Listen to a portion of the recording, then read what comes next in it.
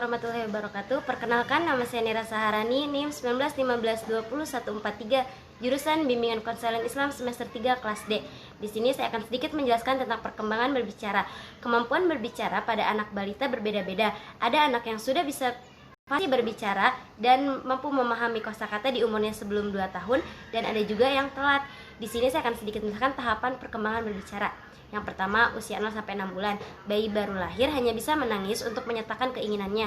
Pada usia 2 sampai 3 bulan, bayi mulai dapat membuat suara-suara seperti ah dan Setelah usia 3 bulan, bayi akan mencari sumber suara yang didengarnya dan menyukai mainan yang mengeluarkan suara.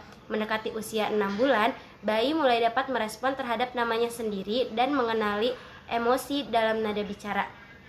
2. Usia 6 sampai 12 bulan.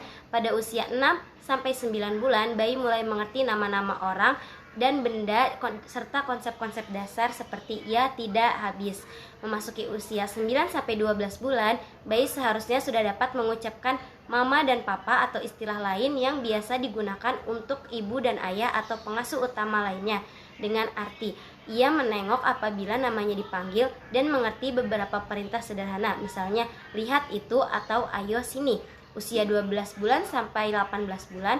Pada usia ini, anak biasanya sudah dapat mengucapkan 3-6 kata dengan arti dapat mengangguk atau menggelengkan kepala untuk menjawab pertanyaan, menunjuk anggota tubuh atau gambar yang disebutkan orang lain, dan mengikuti perintah satu langkah seperti tolong ambilkan mainan itu.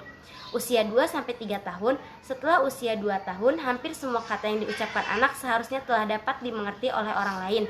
Anak sudah biasa menggunakan kalimat 2-3 kata. Mendekati usia 3 tahun, balita bahkan sudah bisa merangkai 3 kata atau lebih dan mulai menggunakan kalimat tanya. Ia dapat menyebutkan nama dan kegunaan benda-benda yang sering ditemui, sudah mengenal warna dan senang bernyanyi atau bersajak.